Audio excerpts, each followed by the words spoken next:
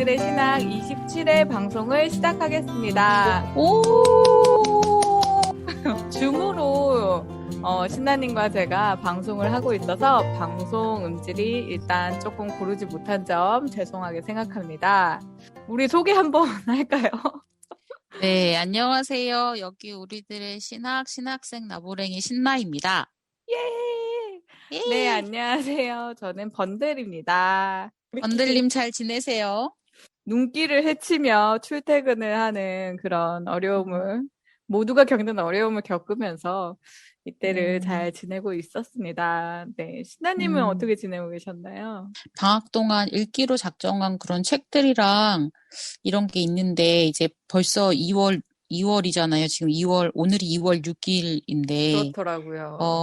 다음 주가 설이고 그 다음엔 좀 있으면 개학이고 그래서 약간 뭘 하면서 방학은 지나간 거지? 뭐 이런 생각이 듭니다.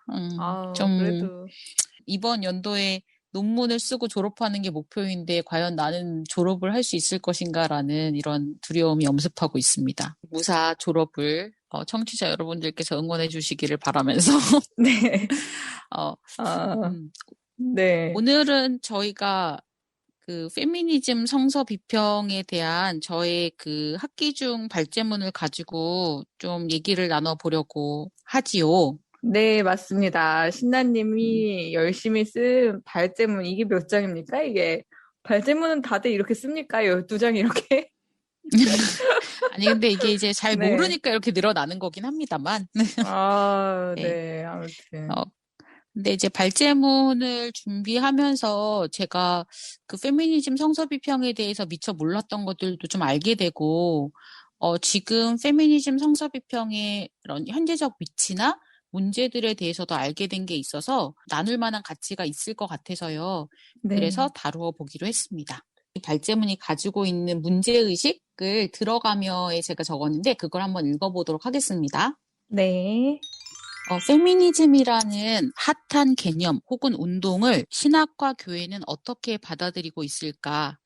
페미니즘과 기독교, 페미니즘과 성서, 페미니즘과 교회 같은 조합은 출판업계에서는 잘 나가는 상품이고 시류에 민감한 목회자들 역시 적어도 설교에서는 페미니즘을 다루어야 한다고 느끼는 것 같다. 그러나 그들 중 페미니즘이 무엇인지 더 나아가 페미니즘 성서 비평이 무엇인지 아는 이는 드물고 성서의 여성 등장인물들을 그럴듯하게 포장해서 축혀 세우면 페미니즘 성서 해석이라고 믿고 있는 수준이다. 그러한 출판물과 설교는 남성 중심적 구조의 파열을 일으키는 것이 아니라 그럴듯하게 재포장하고 단단히 고정시키는 역할을 한다. 그렇다면 목회자의 페미니즘적 설교의 지식과 방향과 영감을 제공하고 기독교 대중에게 페미니즘 신학에 대한 정보를 공급해야 하는 신학의 학문적 영역에서는 페미니즘이 어떻게 다루어지고 있는가? 페미니즘적 관점이 모든 신학의 영역에서 적극적으로 적용되고 실험되고 평가되고 있는가? 그러한 학문적 연구의 성과물이 소통되고 있는가? 여기에서는 페미니즘 성서 해석, 특히 페미니즘 히브리 성서 해석이 무엇이며 무엇을 해왔고 무엇을 해야 하는가를 이해하기 위해 다음과 같은 순서로 살펴보도록 하겠다라고 제가 이제 시작을 했고요. 저희가 오늘 이제 뭐 오늘이나 아니면 다음번 방송까지 될 수도 있을 것 같은데 그거를 다음과 같은 순서로 살펴보려고 합니다. 첫 번째로는 페미니스트 성서 해석이라 불릴 수 있는 게 있는가? 그 다음에 페미니스트 히브리 성서학의 역사, 마지막으로 페미니스트 히브리 성서학의 현재적 도전에 대해서 얘기해 보겠습니다. 네. 뭐 뒤에 내용에도 나오겠지만 저는 이 들어가며 부분을 보면 되게 동감을 많이 했던 것 같아요. 성서의 여성 등장인물들을 그럴듯하게 포장해서 추켜 세우면 이게 되게 여성주의적인 해석이다라고 말하는 설교자를 많이 봤던 것 같아요. 맞아요. 이렇게 접근하는 게 대부분인 것 같거든요. 네. 그리고 막 이제 좀 뭐 루시나 아니면은 뭐 라합이나 이런 이제 저도 언젠가 들었던 설교 중에서 그 예수의 마태복음인 것 같죠? 맞아요. 마태복음에 이제 계보. 나오는 네, 그 여성들의 이제 여성들을 이렇게 시리즈로 다루는 그런 설교를 들어본 적이 있는데 그냥 여성들만을 다루고 이 사람이 얼마나 대단했는가를 다루는 거는 굉장히 일면적인 모습이고 실제 여성의 삶에서 그리고 이제 여성이라는 게 어떻게 그러니까 하나의 어떤 개념으로 퉁칠 수 있는 게 아니라 진짜 다양한 어떤 삶의 자리를 가지고 있잖아요, 여성들이. 근데 그런 개별적인 여성들에게 해방의 메시지가 될 수 없는 경우도 되게 많은 것 같아요.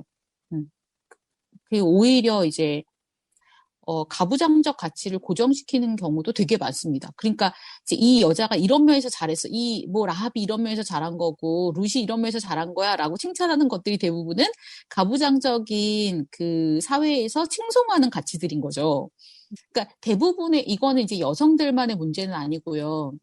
그러니까 인간이라는 존재가 화자, 아까 권위를 가진 화자나 아니면 권위를 우리가 부여한 저자가 의도하는 방향에 거슬러서 생각한다는 게 되게 어려워요.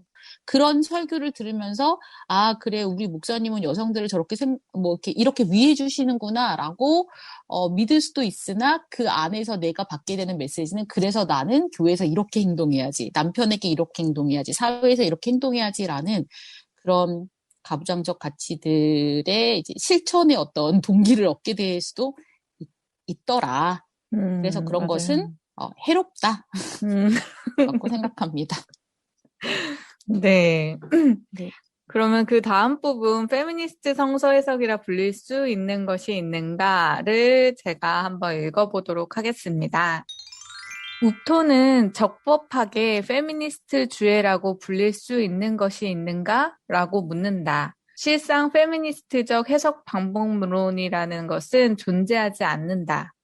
여태까지의 페미니스트 해석은 학계에 이미 존재하는 인정된 방법론을 사용해 성서의 여성 캐릭터와 이미지에 집중한 반면 방법론 자체에 대한 비판적 평가와 발전은 거의 관심하지 않았다. 이에 대해 에스더 푹스는 페미니스트 성서학자들에게 이 분야의 이론적 정교함과 그들이 생산하는 지식의 개념적 분석과 방법론적 연구의 축적을 강력히 요청하고 있다. 이 짧은 문장을 읽는데도 이렇게 버벅버벅 되네요. 이게 되게 어려운 문장이네요, 지금. 그러니까요. 굉장히 농축된 문장이어가지고, 맞아요. 이 문장을 읽을 때, 이게, 그래서 이 말이지? 막 이러면서 읽게 되는데, 이게 그거 네. 번역문이라서 그래요, 번역문. 네. 계속해서 읽어보겠습니다. 네. 방법론적으로가 아니라면 어떤 것을 페미니스트 성서 비평이라고 범주화할 수 있을까? 웁톤에 따르면 거의 모든 페미니스트 성서 연구는 가부장제 비판을 자신의 출발점으로 삼는다. 가부장제는 종속을 요구하는 계층화된 위계 질서로 정의되며 이 구조 안에서 이뤄지는 번역, 읽기, 해석, 실천에 이르는 성서 해석의 전 단계는 가부장적 권력 구조와 그것을 반영하는 가부장적 텍스트와 결부된다. 아까 우리가 말했던 그런 얘기들과 그쵸, 맞아, 그런 네. 거죠. 네. 네. 가부장적 본문의 해석자로서 우리는 정경적 권위라는 압도적 지위를 부여받은 자료들을 가지고 작업하는데 대개의 경우 이 자료들은 대화의 한쪽 편만을 재현하고 있으며 가난한 자와 그를 모르는 자, 권리가 박탈된 자의 목소리는 거의 들리지 않는다. 톨버트는 가부장적 사회의 억압적 구조에 비춰서 본문 읽기를 페미니스트 해석이라 정의한다. 이러한 읽기에서 해석자는 남성 중심적 편견이나 억압적 의도를 폭로하는 것을 목표로 하고 본문이 고칠 수 없을 정도로 가부장적이며 따라서 권위도 가치도 없다는 이해에 도달할 수 있고 예를 들어 메리 데일리 가부장적 해석에 의해 무시되고 간과되고 숨겨진 여성의 사회적, 종교적, 정치적 힘을 강조할 수 있다. 예를 들어 플리스 트리블. 네, 네. 여기까지 읽어보았습니다. 두 네. 분 그러니까, 친근한 이름이 나와서 좀 아는 척을 할 수 그죠. 있겠다. 막 이렇게. 아, 네. 네. 그러니까 페미니스트적 성서 해석이라 불릴 수 있는 게 있는가라는 이런 질문은, 그러니까 이제 성서 해석을 하는 데는 여러 가지 방법론이 있어요. 그래서 뭐 그게 이제 예를 들어 뭐 역사 비평이라고 해서 자료 비평, 뭐 양식 비평 이런 식으로 어떤 본문 비평, 뭐 정경 비평 이런 비평의 방법들이 있고 음, 또 뭐 사회학적 비평이라던가 이런 좀 이제 뭐 문학 비평 이런 최근에 최근에 발전한 것까지 여러 가지 비평 방법이 있는데 그런 비평 방법이라는 거는 어떤 방법론을 세우고 그걸 기준으로 해가지고 이제 그 성서 본문을 분석해 들어가는 거라고 생각하면 될 것 같은데요. 사실 페미니스트 성서 해석 방법론이라고 그런 식의 의미에서 방법론이라고 부를 수 있는 것은 존재하지 않는다라는 거예요. 그게 이제 지금 현재 페미니스트 성서 해석의 반성 지점이라고 볼 수 있습니다. 음, 그러니까 여기서 말하는 것처럼 이제 우리가 지금 페미니스트 성서 비평이라고 범주화하는 것들은 대부분 가부장제라는 어떤 그 구조 안에서 성서라는 것을 들여다보고 그것을 비판적으로 해석하는 것을 말하고 있잖아요. 근데 에스더 푹스나 다른 성서학자들이 주장하는 것은 페미니스트 문학 비평이라는 영역에서는, 그러니까 세속 학문이죠. 문학 비평이라는 영역에서는 자기만의 독자적 비평 방법이 발전되어 왔다는 거예요. 그리고 그러한 것들이 적극적으로 이 성서 비평에도 페미니스트 학자들에 의해서 그런 것들이 도입이 돼야 되고, 페미니스트 학문 그 안에서 방법론에 대한 훨씬 더 정교한 이런 연구들이 진행돼야 한다라는 것입니다. 근데 이제 현재는 그렇다 할 만한 것이 없다라는 반성적 지점이에요. 저는 이거를 수잔 숄츠라는 분의 글을 정리한 건데, 이제 메리 데일리 같은 경우에는, 어, 카톨릭을 버렸잖아요. 그리고 이제 기독교를 한 거죠. 그랬던 이유가 여긴 희망이 없다라는 거예요. 철저히 가부장적이다. 그리고 이건 너무 여성들에게 다 해롭다. 라는 주장을 메리 데일리는 펼쳤던 거고, 필리스 트리블 같은 경우에는 아니다. 성서 자체, 물론 하나님은 가부장적이지 않으실 거라고 저희가 믿지만, 성서 자체가 가부장적인 것이 아니라 거기에서의 뭐 번역과 해석, 이런 것의 문제다. 그래서 그런 것들 안에서 분명히 성서 안에서 반가부장적인 이런 본문들을 우리가 찾아낼 수 있고 그것을 기준으로 해가지고 보통 우리가 그걸 정경 안의 정경이라고 부르는데 예를 들어 갈라디아서 3장 28절 같이 뭐 모든 뭐 남자와 여자는 뭐 평등하다 뭐 이런 게 그게 사실 그렇게 해석되면 안 되는 것 같긴 한데 그런 것들을 가장 중요한 원칙으로 삼아서 나머지 것들을 평가해야 된다라는 거거든요. 근데 이제 그 휘슬러 피오렌자 같은 경우에는 메리 데일리나 필리스 트리블이 둘 다 어떤 성경을 고쳐질 수 없는, 손댈 수 없는 그런 종류의 책이라고 상정하고 있다라고 비판을 해요. 성서가 어떤 저자들의 의도나 한 특정 사회의 어떤 이데올로기 같은 것들을 반영하고 있다는 거고, 그리고 그 안에서 그 이데올로기를 관철시키고 싶은 자들과 저항하는 자들의 목소리가 섞여 있다라는 거거든요.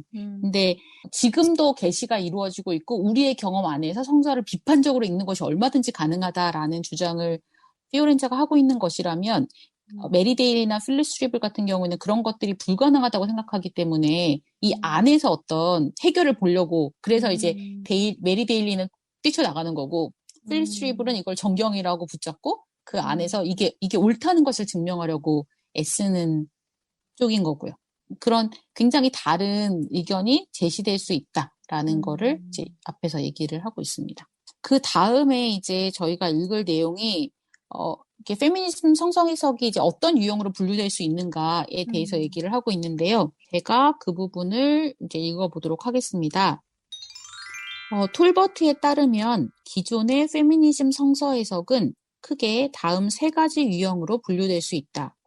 첫째, 출애굽기에서 예수에 이르기까지의 성서적 신앙의 예언자적 해방의 전승이 다른 성서 본문들의 평가 기준이 된다는 논증이다. 로즈마리 레드포드 루터가 주장하는 것으로 이는 정경 내의 정경, 성서의 중심 전승이라는 정의를 낳았다. 본문을 권위적이라고 여기는 다양한 그룹들 사이에서 중재의 목적으로 이 개념이 널리 사용된다. 둘째, 남은 자 혹은 주변화된 존재들의 입장에 서는 것으로 묘사될 수 있는 그런 작업을 하는 학자들은 가부장적 해석에 의해 간과되었거나 왜곡되었다고 생각되는 본문들을 선택하고 되살린다. 그리고 본문 내에 지배 문화에 저항하는 흔적들을 밝혀내려 시도한다. 이런 모델에서 고전적 작품은 필리스 트리블의 Text of Terror라고 볼 수 있다. 선택된 본문들은 페미니스트 독자들에게 부정적 함의뿐 아니라 긍정적 함의도 가진다. 그리고 이런 방식으로 분리된 정경의 본문들은 격려나 자극의 기능을 한다. 세 번째, 현재 모습의 정경을 받아들이지 않고 초기 그리스도교의 사회적, 정치적 생활 방식에서 사용된 기준과는 다른 기준으로 정경적 결정을 내리고자 하는 작업이다. 이런 읽기는 이스라엘과 그리스도교 종교의 실제 상황이 성문화된 본문들이 제시하는 것보다 여성들에게 더 큰 역할을 허용했음을 보여주는 방식으로 역사를 재건하고자 한다. 학자들은 정경 본문뿐 아니라 2, 3세기의 비정경적 혹은 이단 문서에서 초기 기독교 공동체의 여성 역할과 관련된 단서들을 찾는다. 초기 기독교 교회에서 여성들의 침묵당한 목소리를 듣기 위한 노력을 지지하기 위해 다양한 종류의 문헌이 사용되는 반면 정경적 문헌은 남성 중심적 해석학의 산물로 여겨진다.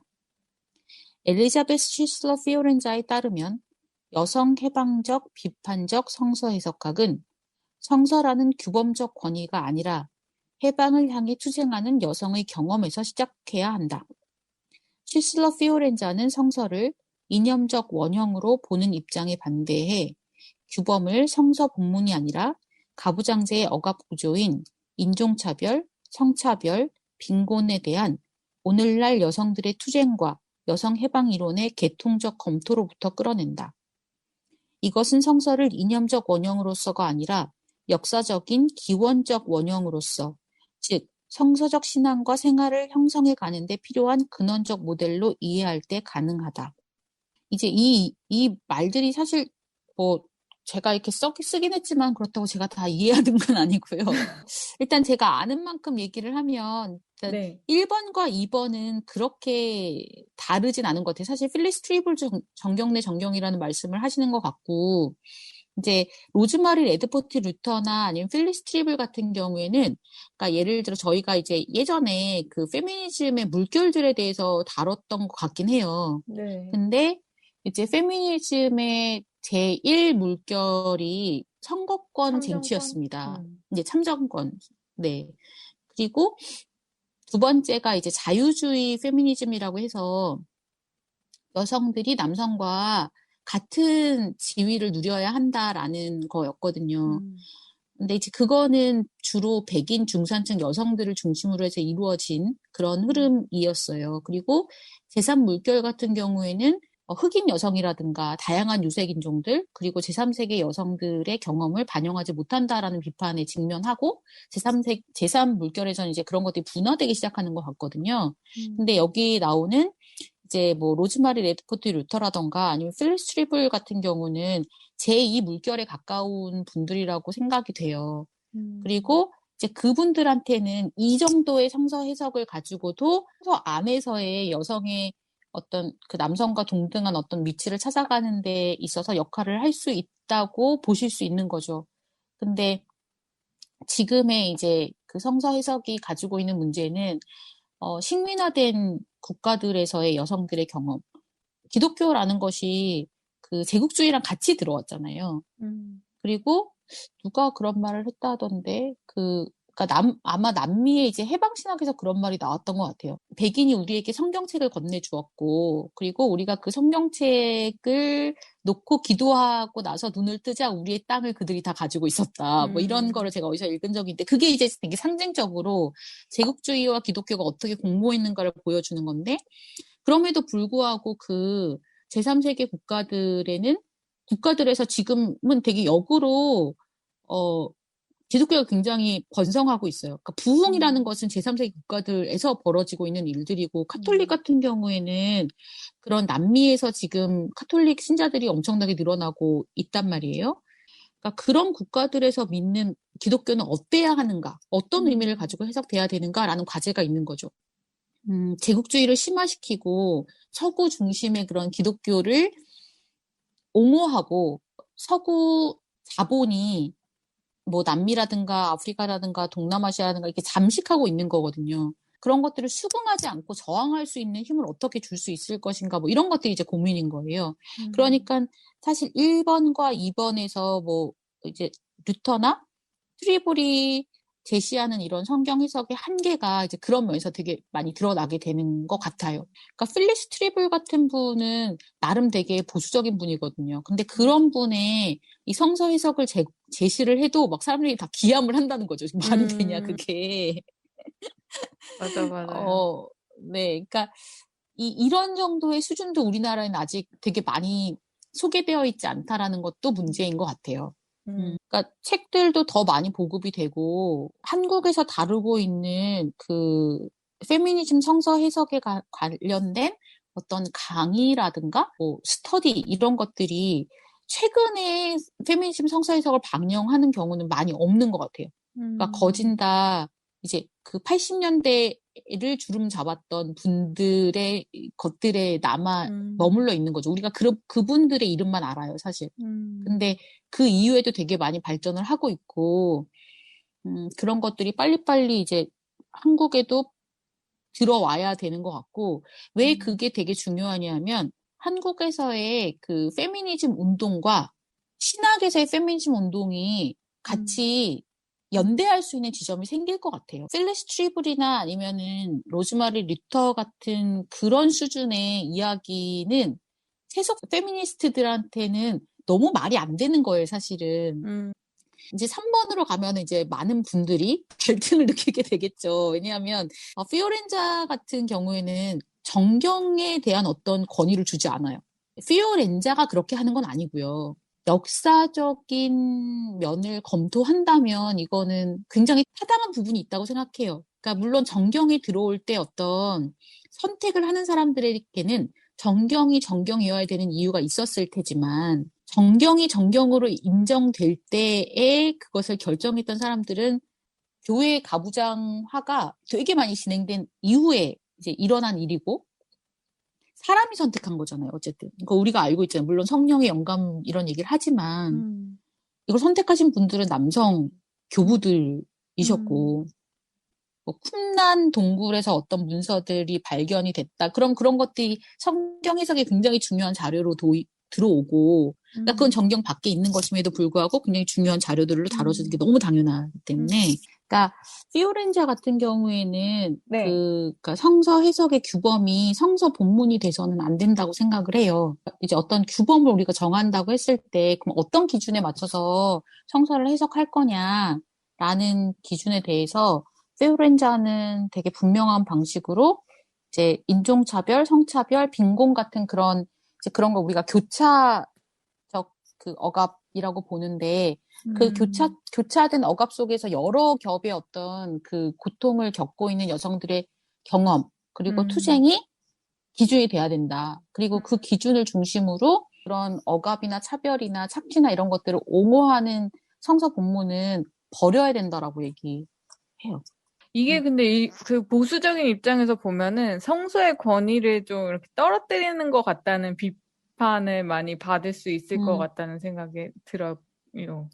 솔라 스크립투어라는 그 말이 루터부터 생긴 거고 루터 뭐 1517년에 종교개혁한 거 아닙니까? 그러니까 이제 유대교의 성서 해석의 방법을 보거나 실제로 해석은 그렇게 이루어지지 않았어요. 해석은 무궁무진하고 보면 창세기 같은 것도 계속해서 바뀌어서 써졌대요. 그리고 그거를 정경이라고 부르진 않지만 상당한 권위로 인정을 하고 있다고 하더라고요. 그러니까 이거는 어떤 종교 전통 안에서 절대로 받아들여질 수 없는 그런 것은 아닌 것 같아요. 근데 우리가 어떤 이유로 해서 어쨌든 루터는 이제 성서의 권위를 더 높이고 싶었고, 왜냐하면 그런 교황이나 이런 위계 질서를 벗어나서 그렇다라면 무엇을 권위로 삼아야 될 것인가, 성서다 이렇게 했던 건데 그것이 의미가 없었던 건 아니지만 그게 성서를 어떤 우상처럼 뭐 얼마 전에 이제 리처드 도킨스가 새로운 책을 냈던 것 같은데 그렇게 아예 교회 바깥에서 예수의 이야기가 전면적으로 다 허구고 다 거짓이다라고 주장하는 사람들이 전혀 어떤 학문적인 탄탄함을 갖추지 못했음에도 불구하고 그게 굉장히 호소력을 갖는 현실, 우리가 살고 있는 현실에서 성서를 그러니까 합리적인 시선에서 바라보고 비판적으로도 바라볼 수 있는 게 오히려 교회가 살아남기 위해서 필요한 일이라고 저는 생각을 하고 있는 것 같아요. 물론 이게 아주 잘 정리된 생각은 아닌데 그냥 뭐 여의도에서 그 코비드 그거 카드 나눠줬다면서요. 이런 거랑 되게 비슷한 그러니까 그런 것들이 어떻게 가능한가? 약간 그 성서 해석의 문제에 있어서도 이렇게 막 문자에 매달리고 그것에 어떤 권위에 매달려가지고 호소해가지고 뭔가를 해보려는 신학이라던가 목회가 되게 쉽게 빠질 수 있는 오류랑 연결되어 있다는 생각도 들고 뭐 그래요. 하여튼 지금 정리되진 그러네요. 않았으나 뭐 이런저런 그러면은 저희 페미니스트 히브리 성서학의 역사에 대해서 신나님께서 한번 설명을 해주실 수가 있을지. 성서학의 역사에서는 지금 이제 이 저자가 해주고 싶었던 얘기는 되게 옛날부터 그 성서에 대한 여성적 읽기는 시도가 되었다라는 거거든요. 페미니즘에 대한 모든 것, 뭐 이런 식의 제목을 가진 책에서 이 크리스틴 드 피잔이라는 여성이 맨 첫 장이 나오더라고요. 이 사람이 이탈리아 저자예요. 1364년에서 1430년을 살았습니다. The Book of the City of Lades라는 책을 썼어요. 이 사람이. 근데 여기에서 창세기 1에서 3장에 대한 자신의 해석에 기반해서 여성들의 동등함을 옹호하고 남성처럼 여성도 하나님의 이미지로 창조되었고 남성보다 훨씬 더 좋은 재료로 만들어졌다.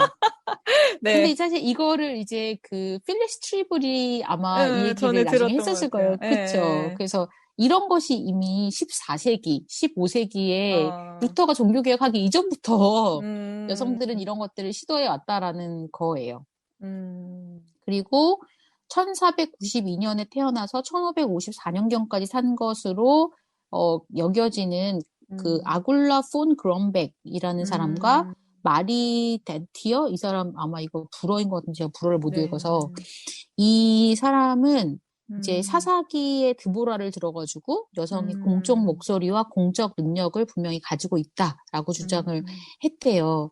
그래서 17세기, 18세기에는 유럽 여성들이 성서적 여성들에 대한 의견을 전례 없을 정도로 많이 출판했다고 합니다. 그래서 여기서 그 저자들은 여성 등장인물의 지성과 역할에 대한 전통적 독법에 도전하고 성서적 여성 드보라는 많은 여성 작가들이 여성 혐오적 공격을 몰아내고 여성의 동등권에 반대하는 적들과 싸우도록 영감을 줬다라고 하네요.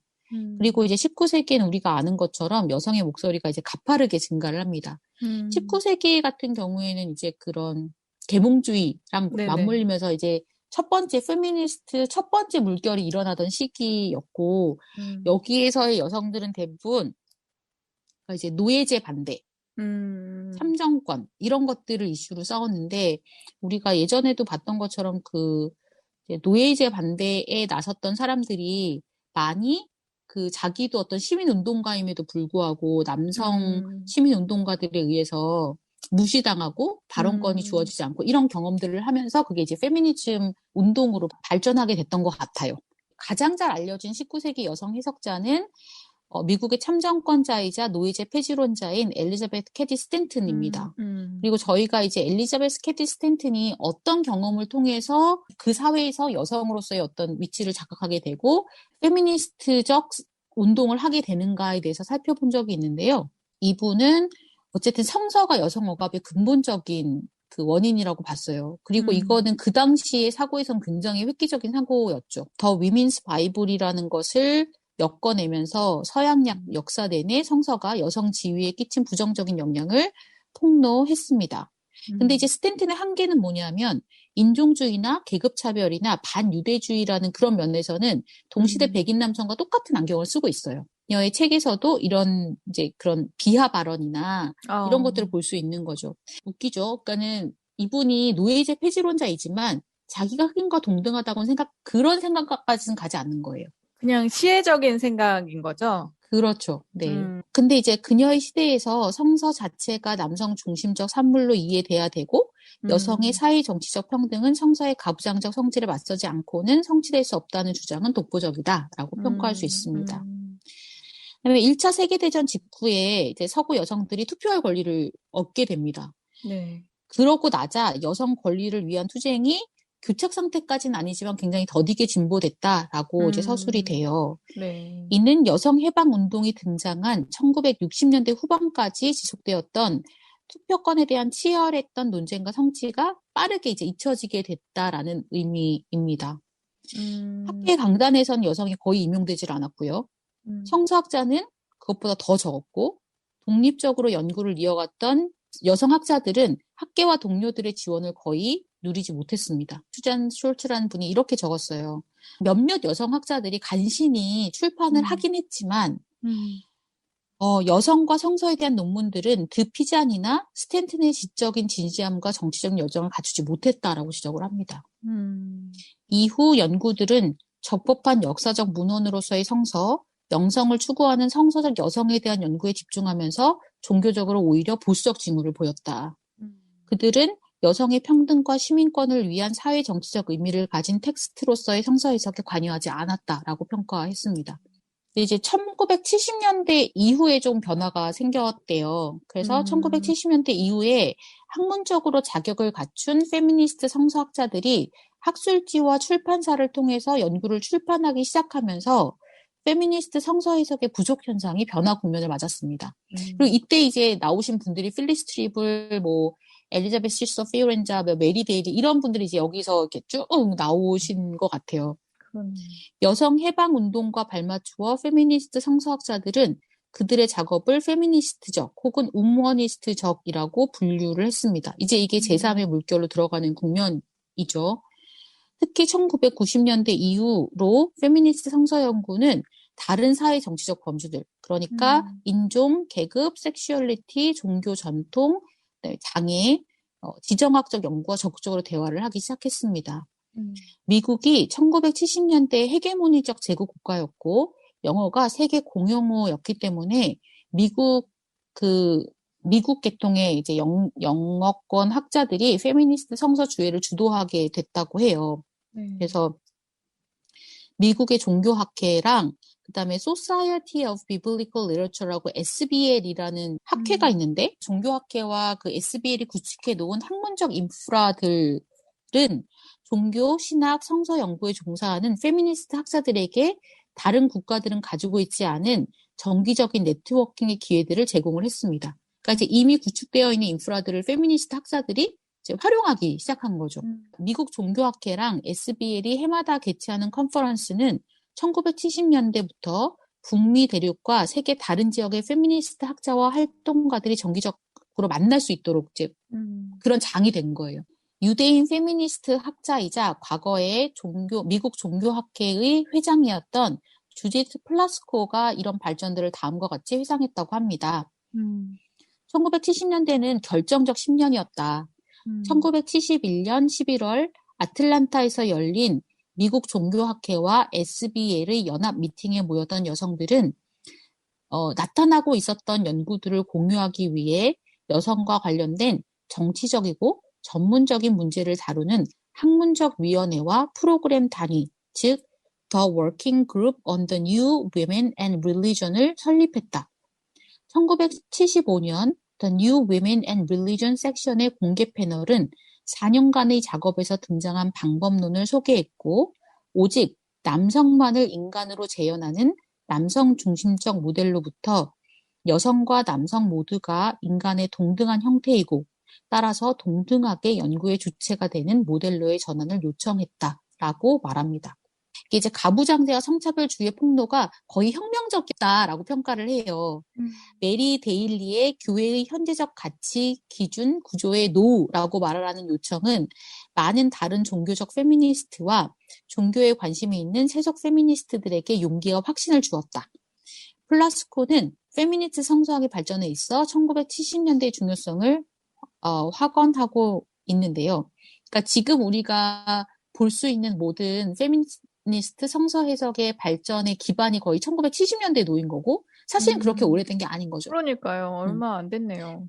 다음 섹션에서 보겠지만 지금 도전을 받고 있는 지금의 현재 위치에서 어떤 자포 상태를 겪고 있다면 이것 역시 학계에서 벌어지는 일종의 백래시의 경험이라고도 볼 수 있을 것 같습니다. 플라스코가 말했던 1970년대 중요성을 한번 읽어볼게요.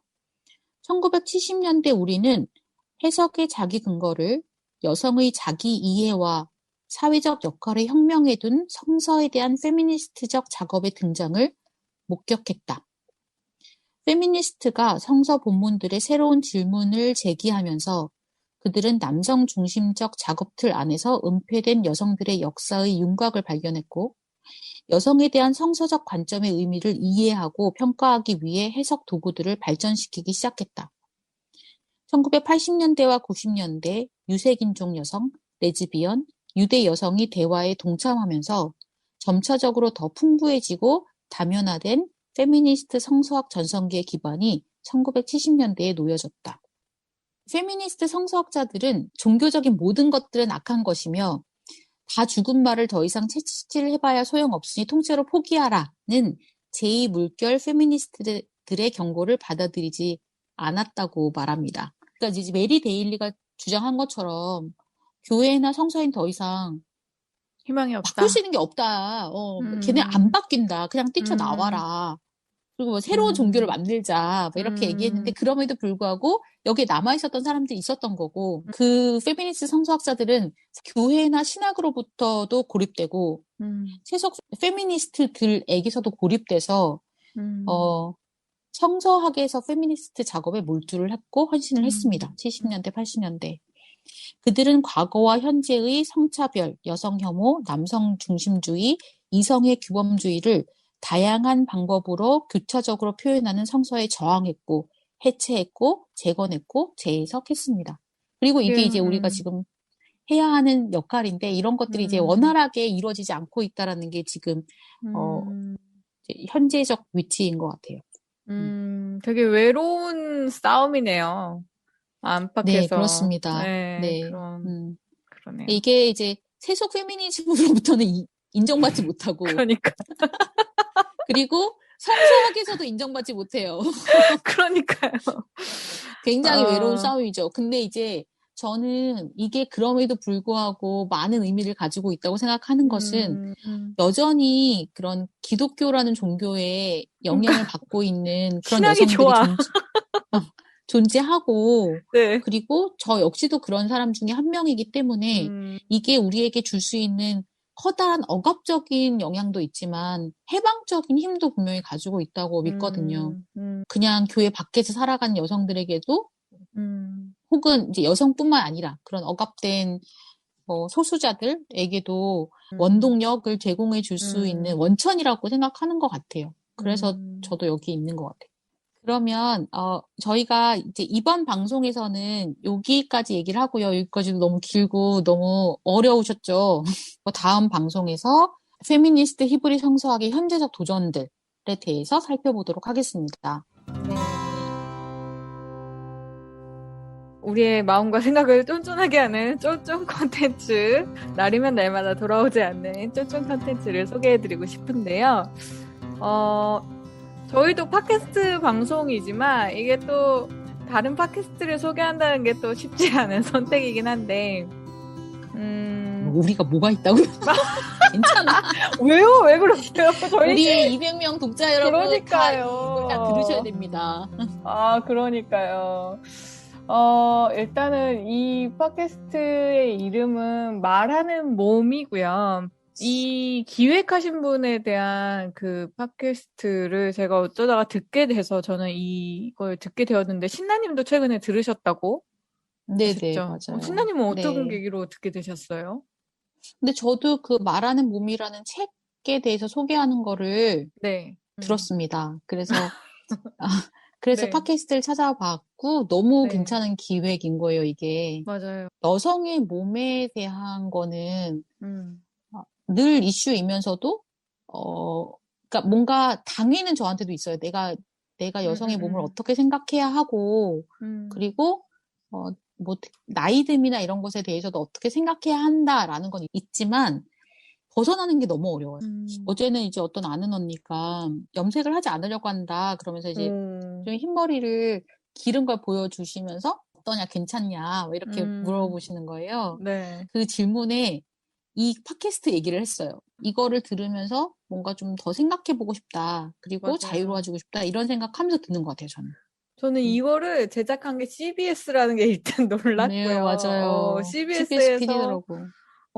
이런, 이게 아까 우리가 말했던 것과도 연결될 수 있는데, 여기에는 여성들도 있지만, 이제 뭐, 젠더에 대해서 이렇게 변환하신 분들, 성소수자 여러분들도 나오시고, 굉장히 다양한 분들이 나오시는데, 저는 최근에 들은 게 권김현영님의 그 담배에 대한 얘기였어요. 여성의 어떤 음, 흡연에 대한 어떤 사회적 시선과 본인의 경험담을 얘기하는데 통계도 얘기를 해주시는 거예요. 뭐랄까, 사회적으로 약간 어려운 직업군에 있는 여성들의 한 8, 90%가 흡연을 하는 것에는, 음, 별로 이렇게 개의치도 않고 문제 삼지도 않는데, 음, 사회적 지위가 있는 여성들의 흡연은 되게 숨겨지고, 이런 음, 것들이 있다는 것도 되게 흥미롭게 들리더라고요. 음, 뭐, 그런 내용도 있었고, 이제 저도, 어, 여성들과 이렇게 얘기를 하다가 보면은, 저도 막 성추행을 당한 경험이 몇 번 있거든요. 음, 이거를 얘기를 꺼냈을 때, 그 그룹이 뭐 5명, 6명이면, 이 여섯 음, 명 중에 한 5명은 비슷한 경험이 다 있는 거예요. 음, 쉬쉬하며 살았지만, 음, 각자가 너무 이렇게 그 삶의 어떤 행동을 뒤흔들 만한 그런 경험들이 음, 다들 있다는 거를 공감했던 적이 음, 많았는데, 이 음, 방송에서도 내가 부끄러워할 게 아니라 나를 추행한 사람이 부끄러워해야 되는 것인데, 음, 왜 이렇게 당한 내가 그렇게 삶을 옥죄며 살았을까 이렇게 말하는 분들 얘기를 들으면서 공감이 됐었고, 어, 아무튼 이 여성들의 다양한 몸 경험을 듣는 기회가 사실 살면서 많이 없잖아요. 여기에는 이 기획하신 분이 록산게이의 헝거라는 책을 두고 이 88명에게 다 읽게 하고 또 소감도 말하게 하면서 몸에 대해서 이야기하는 이 콘텐츠가 유익하다는 생각이 들어서 추천을 드리고 음. 싶었습니다. 네, 저희가 이렇게 27회 방송을 녹음해 보았는데요. 다음 주에 28회 방송에 이어서 오늘 다뤄진 내용들을 이야기해 볼까 합니다. 청취자 여러분, 계속적으로 구독과 좋아요, 그리고 소감 혹은 질문 많이 많이 남겨주시길 바랍니다. 네, 네, 좋아요와 신나님. 댓글은 큰 힘이 된다고 합니다. 네, 네, 네, 감사합니다. 고맙습니다.